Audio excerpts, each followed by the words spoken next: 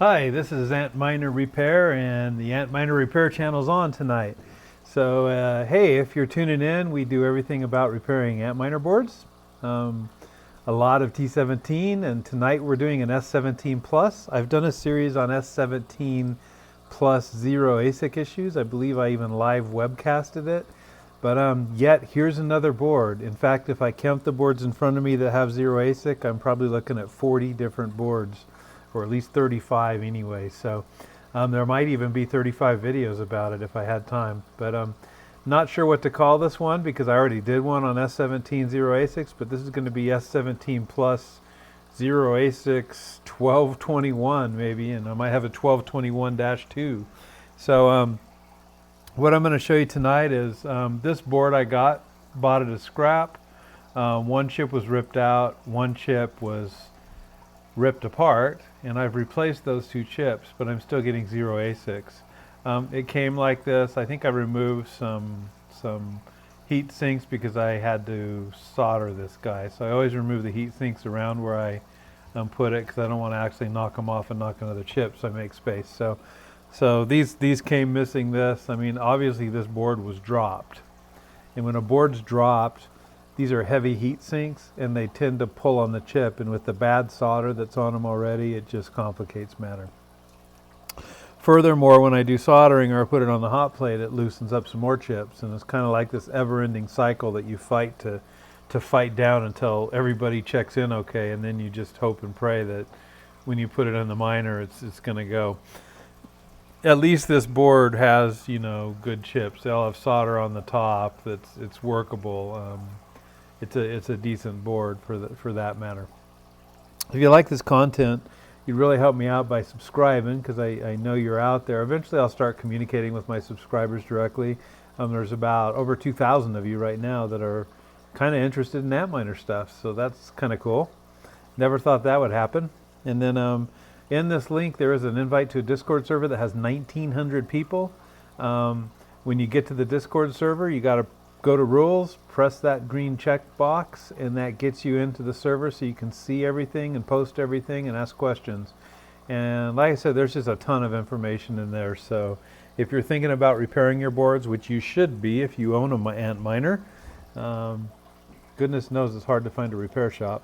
And then I could tell you stories about this. If this was somebody else's board and I fixed it, all I have to do is ship it to them. It's going to lose more heat sinks because it gets dropped again. So I don't know how you can expect these things to even ship and arrive on time.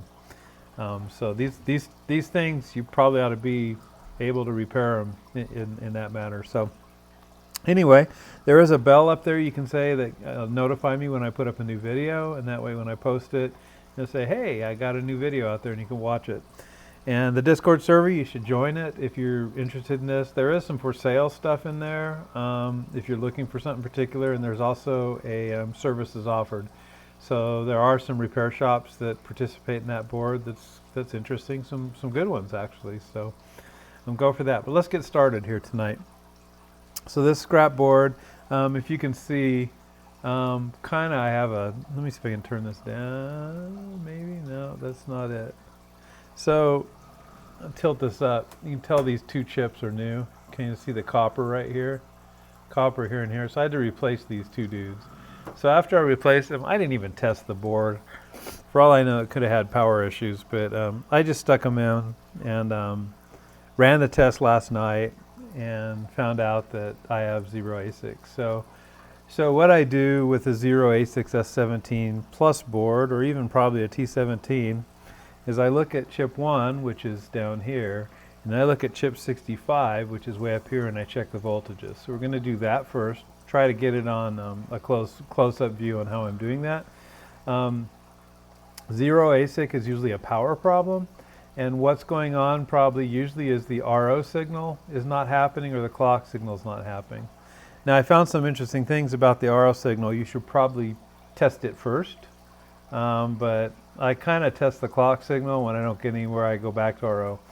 I have a sneaky suspicion that the RO signal goes all the way through, goes all the way up here to the power, and enables some communication channels, which then enables the clock driver, which I think is up over here. Not positive. I was following some tracings and it seemed to be doing that. So if that were true, and I'm not sure it is, trust me, you should do the RO signal first. The RO signal is the middle test pin. Let me show you. So you test these dudes. Let me switch on the old microscope. It's going to be in the corner.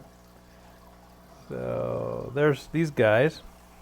Let me see if I have a poker here. Where are you? There it is. So this is where I test these guys.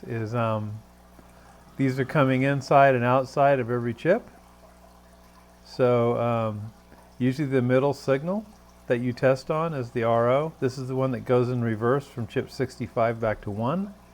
And the clock signal, depending on which orientation, the mode 1 or mode, see there's a, let me see if I can move this over. Kind of stuck on here. So you know, these chips go back and forth. So the clock signal is here on this way because it's going down this way. The clock signal is here on this one because it's going up. So you got to follow the clock signal around. You can tell where the clock is by looking down here. On this board, it's nicely labeled.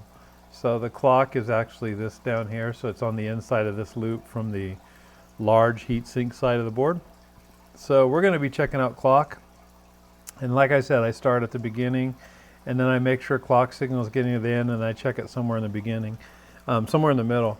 We're kind of, there's that new chip I put in, one of them. So we're kind of gonna do the beginning and the middle.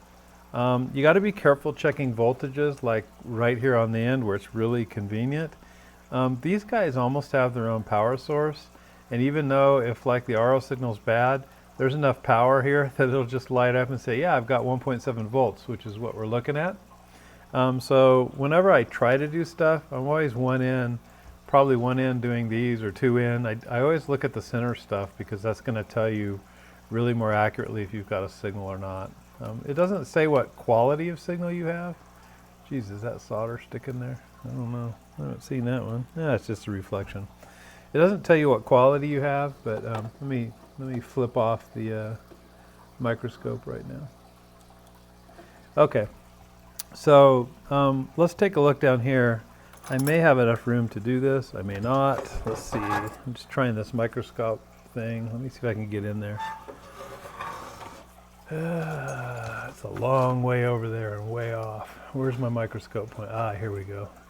Except if I do that, I can't actually test it because the power cable's on there. Let me show you. Maybe I can back it around. I'll do my best to try to fit it in. So there's chip number 1, but I got to get the stupid power over here. I'm using a Zeus, I call it a Zeus tester. It's really a Antminer tester. Let's see, are we going to be able to get this thing in? You're not going to see much of it, unfortunately, because my overhead. I'm even blocking my overhead. So when I get to the middle over here, I'll show you guys the pins. So let's just do the macro view first. Let me switch off.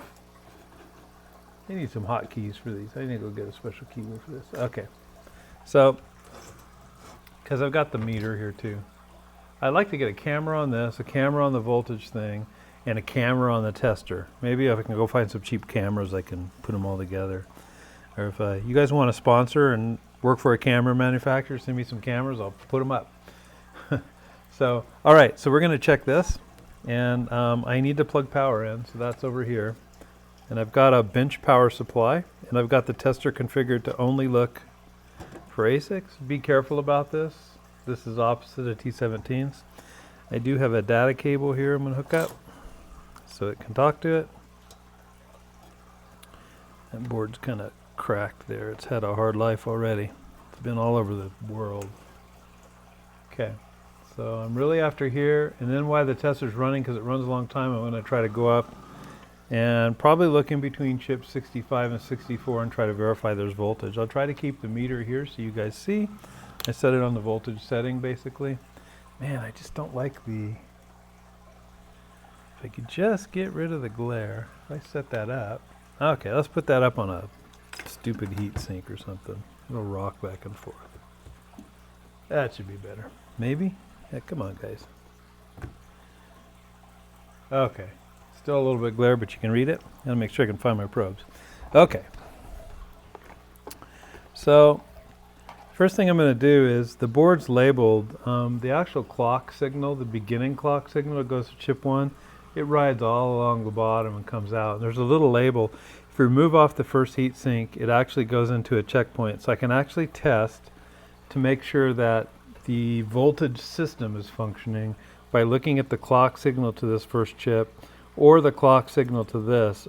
If it's you got to be careful if it's the first chip is bad and you try testing the clock and you don't get voltage because the first chip's bad, it'll show no voltage, and it could be the power supply or it could be the chip. So this is another ground on another chip, so you have a better opportunity. I'll try here first, and I'll try here if it's not working, and then I can at least determine if the voltage is working. In turn, you can turn this over where you're not testing against the chip and just test against the ground heatsink, and that'll tell you if there's voltage. So I got myself set on voltage. I ground up against the chip, and I find the clock test point, which is like right here. And then I've got to turn on my power supply, so let me do that. Okay, power supply's on, and this test unit takes a second to get going. So you see some power from the actual just control board on the tester coming in, but you'll see it kind of clear out and then run. So I'm going to click on this, and we have to wait till it says begin test initialization. I'll kind of let you know when the voltage is supposed to start coming. I kind of watch the power supply to do this. So I'm just poking on the clock against the chip and measuring voltage. Let's see what happens.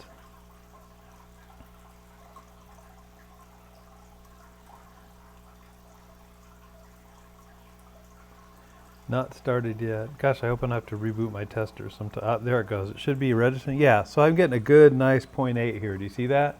So I've got power to the first chip. We know power is working, at least on the clock side, and it's going in. So I can check in the middle of the board here. While it's running, I might as well. So let me see. Here should be a power signal if it's still running. Come on, baby. I don't see power there. Well, it just stopped running. So maybe I don't have clock here. So I press it again as soon as it's ready. Could be I'm testing the wrong one too, but okay, so I just turned it on again. Just gonna spot check clock. Let's shoot here maybe. Clock should be coming down.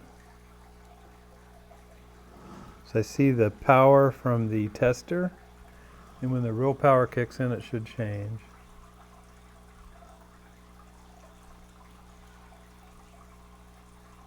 La-da-da, it's coming. Oh, wait a minute, the test, when I clicked, it was too soon. So I gotta wait again. Clock, chip. All right, so we wait a second.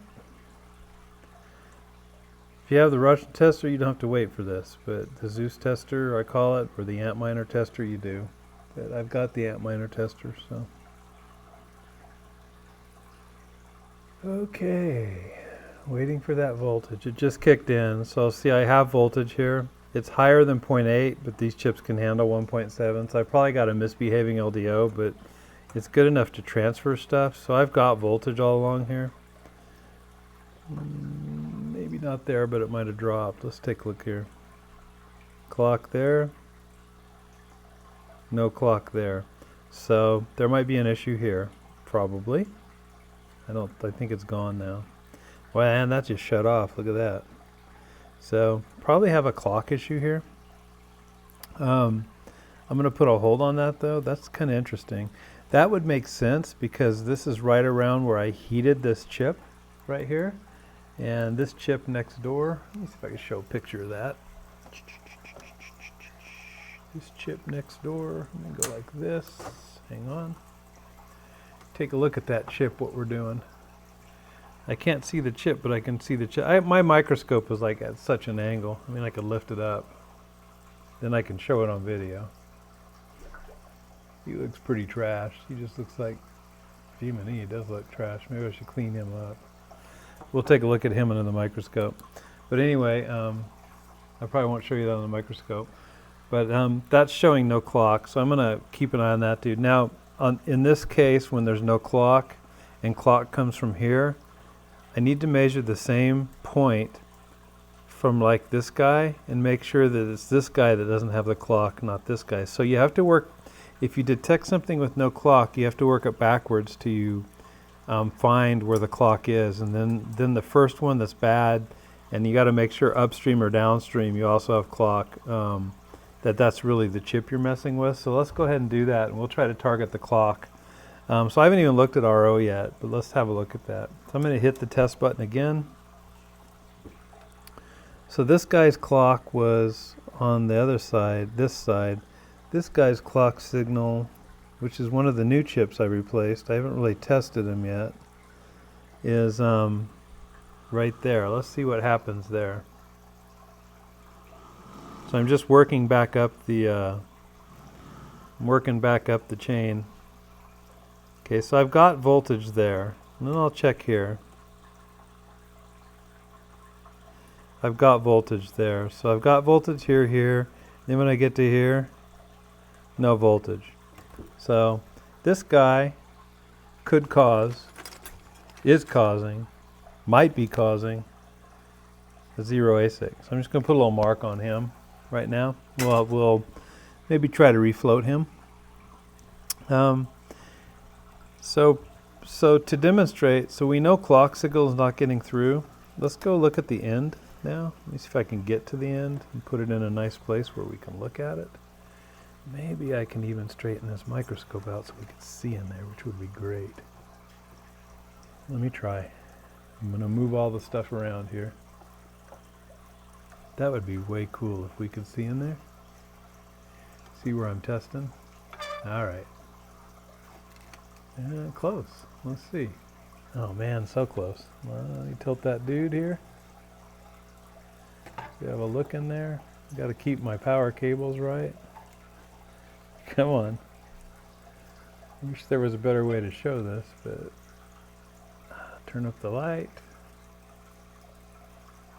Boy, you can barely see the test ports. I have to almost tilt it. But for you guys who have never done this before, let's take a look at it. Okay.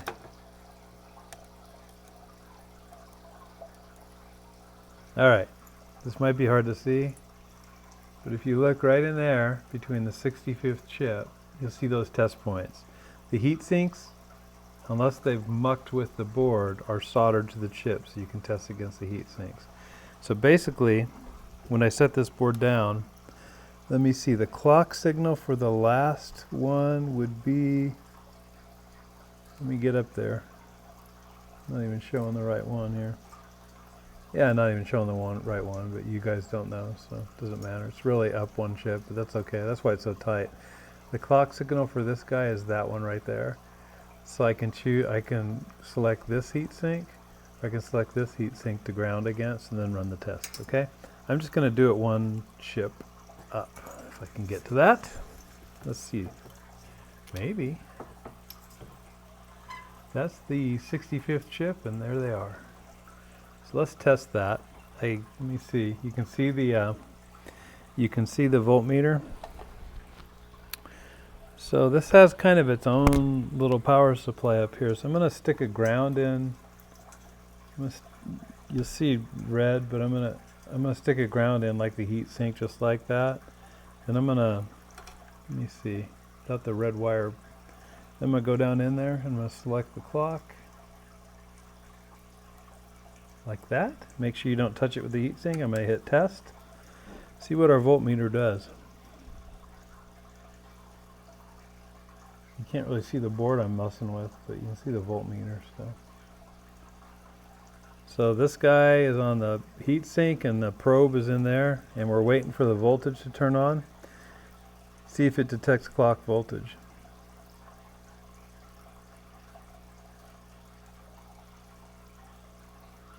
It does. You see that? 1.8 volts. That's a strong clock, but that's okay. So even though I have a bad clock signal, let's go back to the main video. I need hotkeys. I'm going to do that. So even though, you see where I was at on that chip? I'm going to move the microscope out. I was like right in here. Okay? Like working right in there. So even though I'm getting voltage here, it doesn't really prove if something's wrong in here.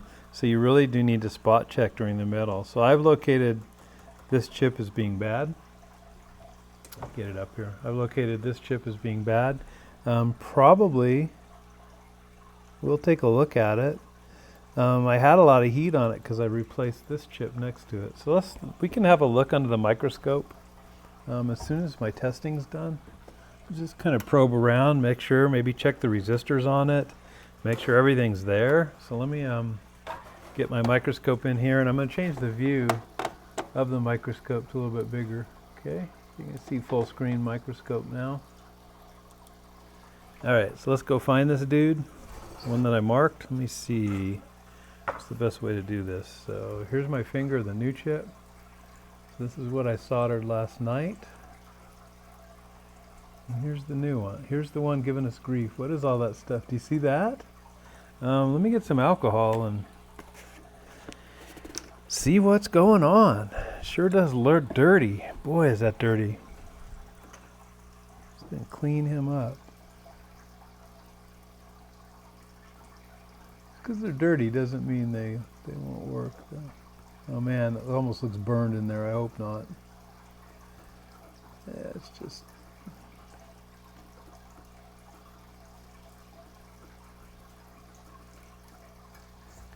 Let's poke up in there, see what we can see.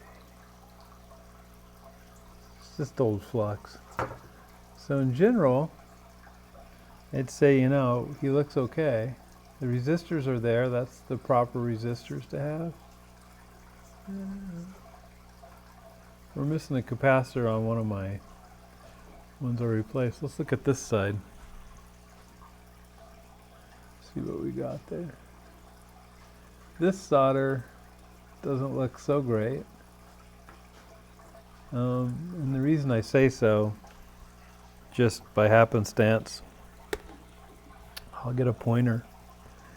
If you look at, I kind of worry about stuff like right there. Do you see how you can kind of see the flat out further? It's probably, well, it's not good because we're not getting clock signal. So clock signal what would be coming, if you follow this line through, this is the clock I was testing.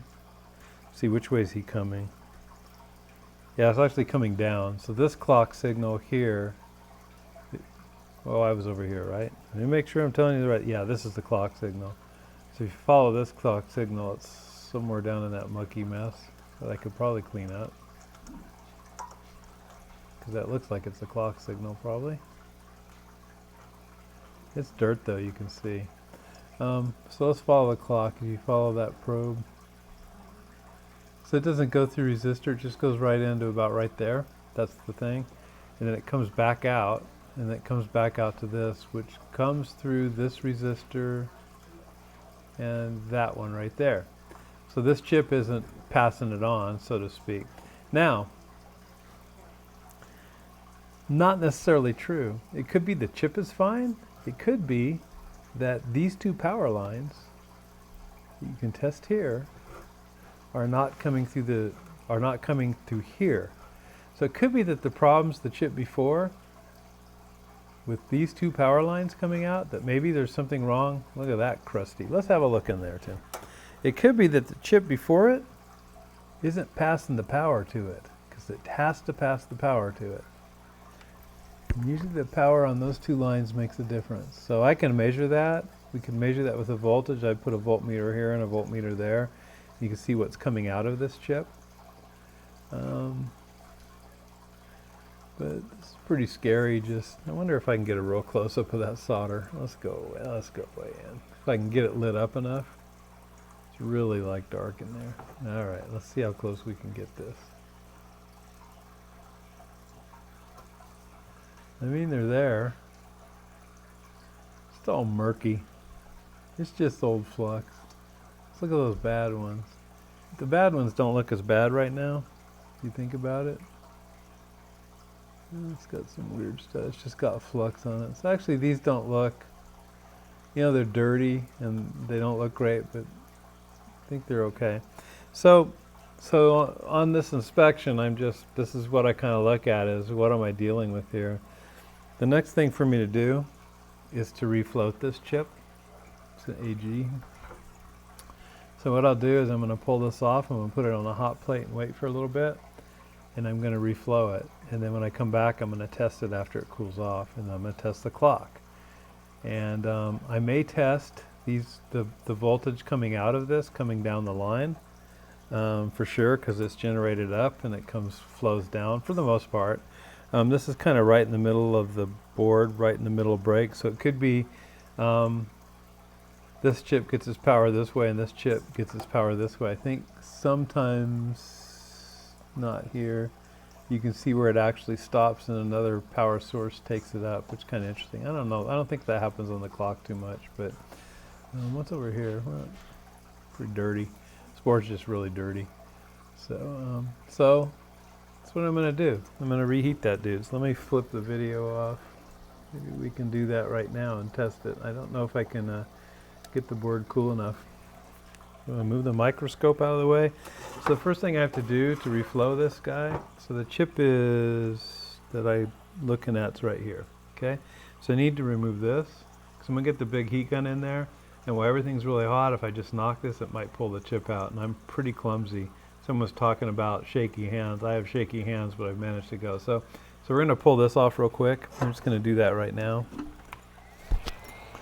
The heat gun.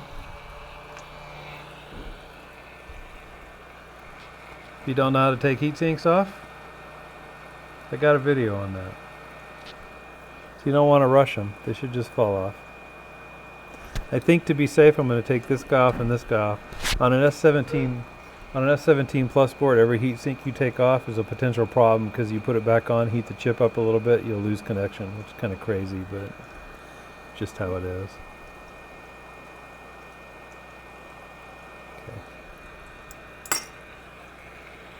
And always, I do take the time when you pull them off to look at the chips before you deal with them.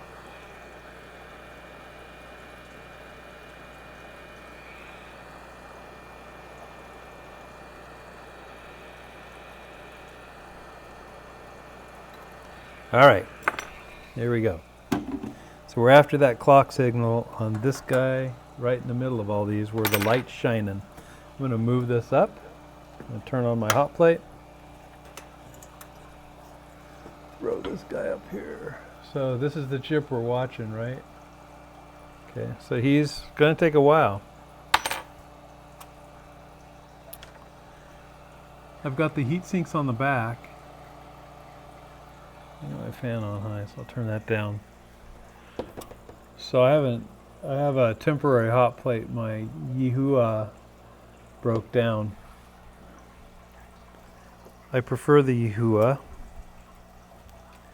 because it's lower to the ground. This one works, but it's so high up. The Yihua had this big humongous base that I could set the circuit board off and maybe balance it a little bit better. And I mean, this is nice. It heats the whole board, but I'm working at such a height it's really hard. For instance, to get my heat gun in there, I'm gonna have to be like up here, okay? So, but we're gonna watch that dude heat up for a few minutes. That's where I have to kill time. Show you how I'm doing on my bad boards I bought from a vendor in China that promised me repairable boards that anything but. Yeah, I gotta show you this repairable board that I got from China. Gotta show it to you. So I'm gonna pull you away from there because it's gonna take a while. All right, so you can't see this. I'm gonna show you this in the microscope. I've already gone through this with heat and tried to clean it up. But this board had all the heat sinks on it. And I don't know if you can notice, but all these are chip pads. There's no chips on here at all. They had the heat sinks glued on here. So they tried to hide the fact that the board didn't have chips, because that's the value of the board. The chips, you know, you can pay 20 bucks a chip sometimes, 15. So this was a stupid parts board in China, and they they glued the heat sinks on to make it look like a full board that just need repairable. And really, all this board had on it was 1, 2, 3, 4, 5, 6, 7, 8, 9, 10. Probably 17 chips out of the 65, and some of these are ruined. I mean, that one's ruined.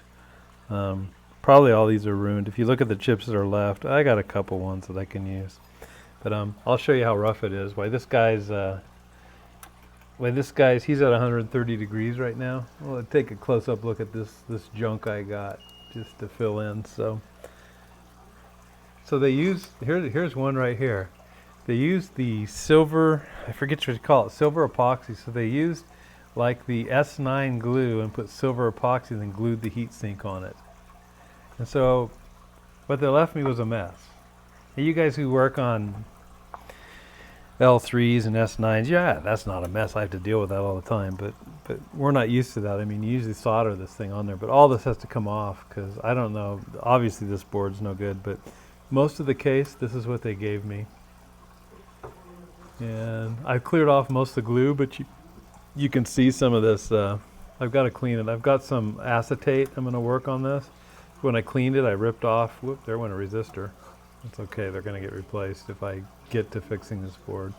But it just has glue all over the place. And just see, they glued it here. I haven't quite got the glue off there. Capacitors flying all over. So I've got, this is the average board I get from the company in Alibaba that says, hey, we're selling repairable miners. Don't ever buy a repairable miner from China. Unless it's a reputable vendor. This vendor really doesn't deserve to be in business, in my opinion. And you know what? I'm thinking about on my channel, letting you guys know who it is so you don't make a mistake of buying from them again. I just kind of hate opening that can of worms. I think they shouldn't be in business. Their business practices will catch up, but I hate to see them rip people off. This one I had to clean off, but when I cleaned it off, everything went with it. So I've got, I think these are, this is a regular 33 ohm resistor. This one's 10K. These don't have resistors, so that's not bad. But I think some of these are 0 and 10, and I got to remember which ones to put on. Obviously, this one probably didn't have one on it, but I had a couple on there. So these things, let me find another. This is the quality of the chip that they left me with, which is I can get a heat sink on here, but its lifespan, because it's worn out, is probably limited. This is a good chip, probably. It still has solder on it. I got to get this muck that's hard as a rock off of it. This stuff does not belong on an S17 board. It just doesn't. I mean, look at this mess I have to clean up. How do you get to... I guess there's no solder balls in there, right? I mean, look at that. Pretty disgusting stuff. So we'll see how the acetate works. I know when I heat it up, I can scrape this off pretty good and clean it up, but it still needs more. I can't even see how the chip's mounted here. I guess you flip it off and make a mess of your desk. Ah, here it comes. Look at that, it's being nice. Maybe I heated it up. Maybe it never got glued on very good, huh? Okay, anyway, that's that. There's just a bunch of mess on these boards. All right, I think we're heated up. It was a good way to pass the time. Let me switch cameras again. So let's do this reflow the best way we can. So let's see, I got to get ready. I have a handy dandy wide pair of tweezers I used to push down on it. And I'm going to rest my hand, so I'm so shaky. I've got, and that's what's nice about the Ihua, is right, I can position myself right up there. I've got a little bit of a reach, I can do it. But man, if I even touch this, it's just hot. I mean, it's hot. I've got it set to 160 degrees. Probably don't want to sit there for a long time. I've got my air gun set to 450. I'm going to reflow it there. And the next step really is to flux it.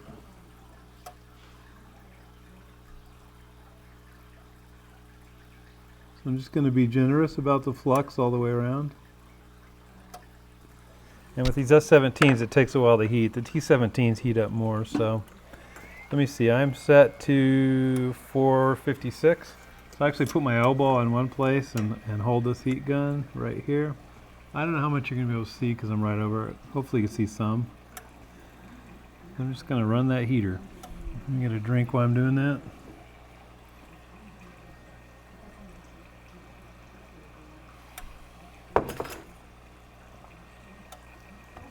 Now I watch, and you can't see it on video, but I watch the actual solder legs on the chip until they start twinkling. I know they're melted.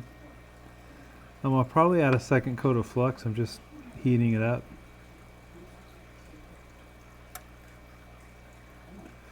Usually with these chips with bad solder, when you do it and you push down, add some flux, and you push down, the chip will pop down. Usually you know you've probably made a better solder connection. So let's keep warming this baby up.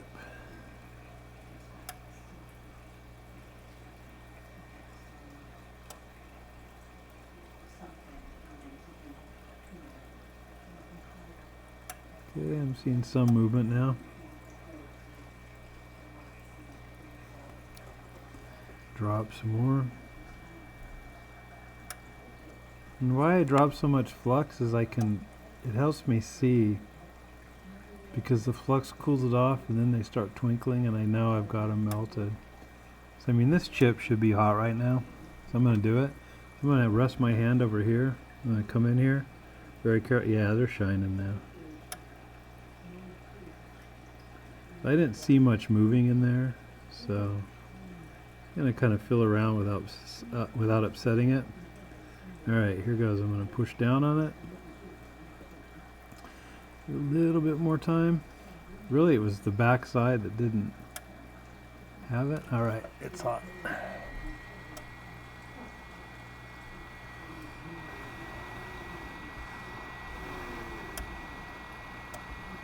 Okay. So whatever set should be set. I'm going to turn off the heater. Park the gun. Let's go have a look at what we did in the microscope. Still too hot to test right now, of course. I'll get this set up as soon as I get it. Alright, let's take a look here. Microscope. Okay, there's what I just did. You see how those guys are bright and shiny now? I mean, on the outward appearance, it looks good. I'm checking to make sure I didn't dislodge any resistors. They are all there. I just made a huge mess with flux that I got to clean up, but I use a Q-tip on that. So now it's just a waiting game. We'll see if this reflow worked. I wish I had a quick way to cool this off, but it's spending more time. So why don't I show you another one of those great boards I got? I'm going to set this aside. It'll cool. Hopefully fast. Let me grab in my bin of other surprises I have here. I took all the heat sinks off these. And what's this one? Is this one bad? Oh, this one's fun too. Alright, let's take a look at this. So yeah, they shorted me. So the first whole row doesn't have any. So these are the repairable boards they sent me.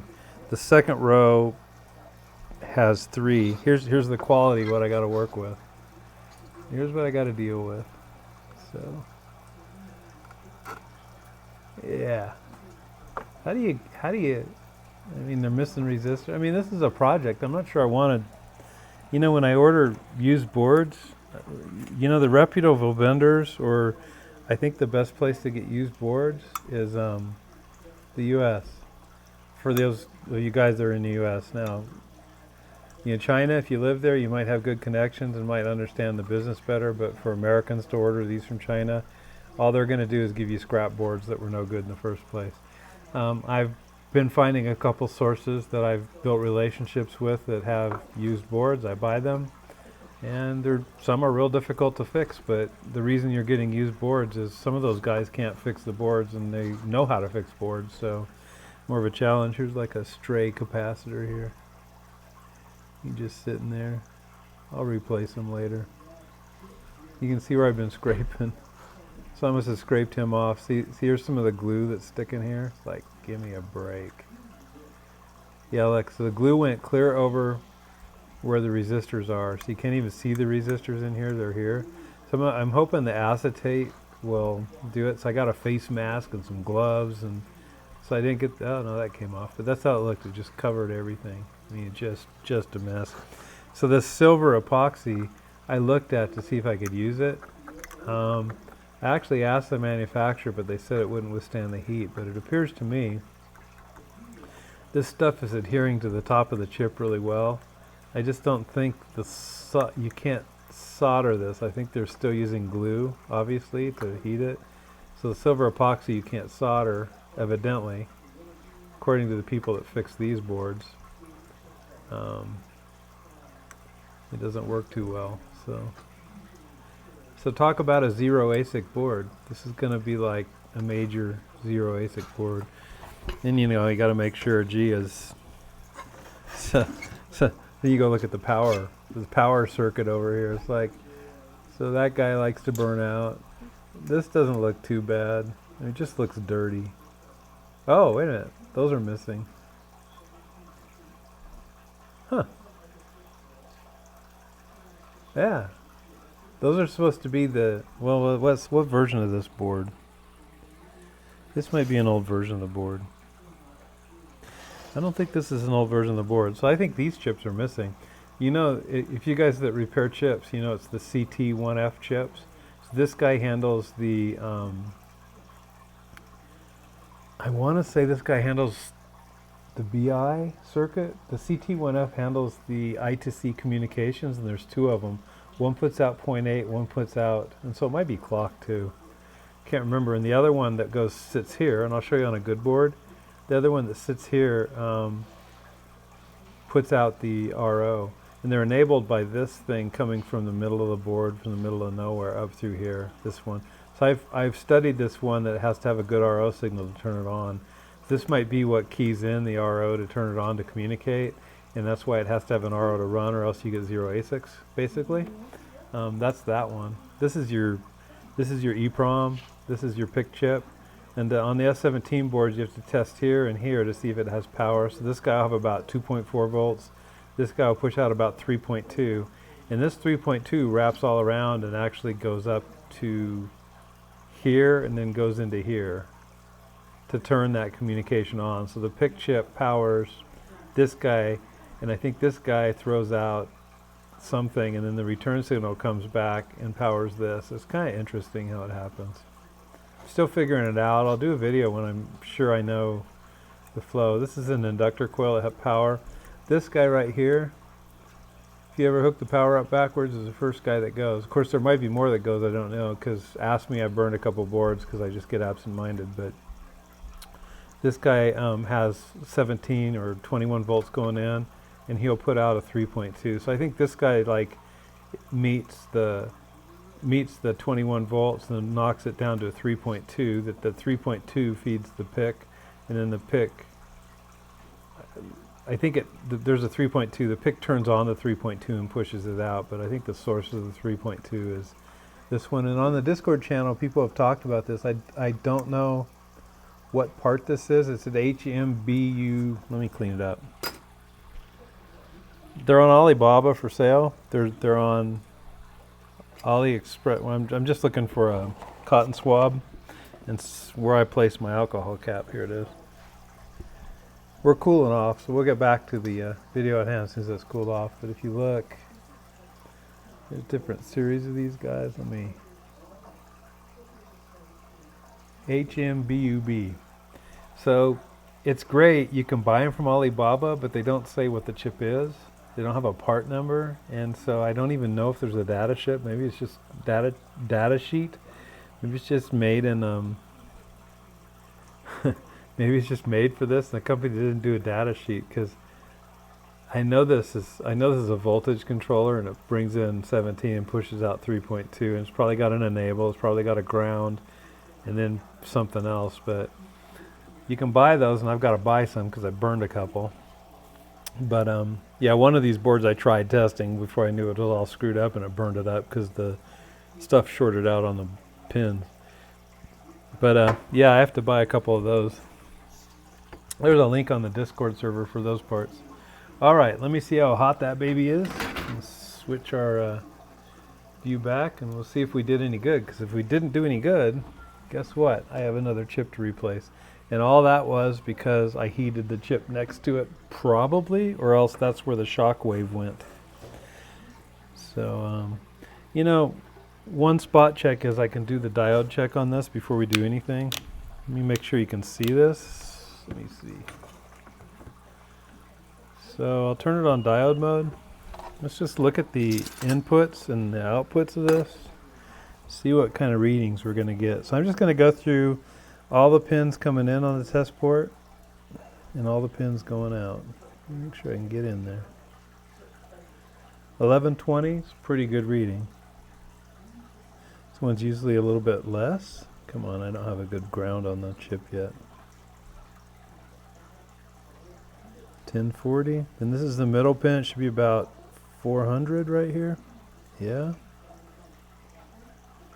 And this was the good side, 1120. 1120. So this is the side that was causing the problems. 1116 is close enough. That one's the lower one. This is the middle for 400s. Should be about 11. Yeah, about the same. So I mean the diode resistance looks good. By the way, it's not just resistance, it's diode. What is it? Somebody kind of scolded me that actually knows electronics that said that was the voltage drop. It's detecting the voltage drop over that area, so it must inject a small amount of voltage and run it. Okay, so we did that. See, if you test these guys when they're too hot, you start getting those register errors because the chip just can't do what it's supposed to. Everybody else look okay back here? I mean, the back of the board takes the shock pretty good. It's just with these big heat sinks, and you travel and the chippers drop the box, these just rip the chips out like crazy. I mean, I'll show you. Let me see. Before, I'm just buying more time. This is how I get. Some of you have seen this. Let me set this aside to cool more. This is like the used boards I get. And if you see the centers are ripped out of these. So I get these boards and they've been shocked, so probably half this stuff's not working, but I have 1, 2, 3, 4, 5. So I have at least 5 chips to replace on this board. And once you touch the board, then you have other guys, collateral damage that you have to deal with. So it's just kind of crazy, but I'll work on this board soon. It's in pretty nice shape. I mean, it's got the chips and they're solderable for the most part. So, you know, hopefully I can get this guy running. It's an L3. It's a bin 2 board, so it should hash pretty good. So anyway, that's what I've been doing, and I've got a whole stack of these dudes because I bought some boards. All right, let's hook some power up on this and check this out, shall we? Let me see here. Positive goes there, negative goes there. Now if this doesn't work, I'm not going to replace the chip on the video, but that's the next step basically. And then by replacing that, I'll blow that one out until kind of the collateral damage stops, and then you have to put the heat sinks on, which causes more collateral damage. These are just crazy to work on. I have one I'm rebuilding from scratch. Then I've just decided to take everything off and put good solder on it because I was tired of chasing it down. Okay, power on. Let's get this guy set up where you can see it. Got voltage. Let's move this around. So. Okay, you can kind of see that. Hopefully my arm's not going to block it. Here we go. So you got to wait a second, but we want to know. What I'll do is I'll check the clock coming in again. Make sure I get a good connection. I still got a lot of flux on that dude.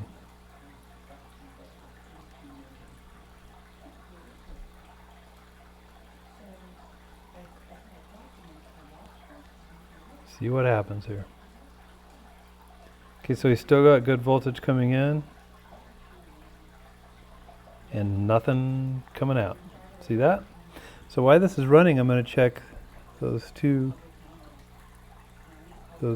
power capacitors. One should have 1.7, the other should have 0.8. Yeah, so he's passing the power through. They check on the other side. Geez, that was weird. That was really weird. So it already stopped. But let's check the capacitors on that one side one more time. So I'm checking those two power leads on either side of the chip. And with that, I think I'm going to have to replace this dude. So unfortunately. I don't know if it was because I soldered this next one, because remember this board was dropped and obviously these were ripped out, so this got most of the shock wave. Okay, what's over here? Tell you when it's supposed to start here. Should get 0.8. I think I'm having a hard time getting a good on the, yeah, so there's a good 0.795, and then this guy should have 1.7. When those aren't present on either side of the chip, it means the chip's not passing it through. You'll get a 0 ASIC also. So I'm afraid I'm going to have to pull that chip and I'll put a new one on, is the solution to this. So hope you enjoyed this video. I have plenty of videos where I replace chips. You could just, if you're thinking about doing this, just watch all the videos. You'll get the flavor of what you have to do and learn a lot. So I appreciate you watching. Come to the Discord, have a discussion with us, but this is the process I use. It could be that after I check this, so the clock got to here, guess what? I still have to get the clock back up to the last chip. So it could be I have to pull off a bunch of heat sinks. I would like try here. Maybe I would try over here in the middle of these guys to make sure there's clock signal. When I feel kind of most of the clock signals going over, I'll start with the RO signal, which is the middle port, and I'll backtrack it back. Is how I do it. And you know, when you get it back and the clock signal there, then you won't get a 0 ASIC, you'll get a only 58 ASICs found problem. So that would be the next set of errors I have to fix on this. It takes a long time to work on these boards. Not sure how people really do it for $200 and succeed and then ship them back without being damaged. And in all honesty, I think it's almost an impossible job. I would bet if you bought one of these from China, a whole machine that ran, and I didn't, I just bought part stuff, it would come broken. So a large majority of them, you'd probably have to buy 15 machines to get 5. So anyway, thank you for watching. Hope this video was beneficial, and subscribe, please. Subscribe. It helps me. It lets YouTube know people are out there watching, because I still looked at my stats. There's like 7,000 views in a month, and only 2,000 of them are subscribers. It's like, subscribe, you guys, come on. So thank you very much, and since this is December, happy holidays.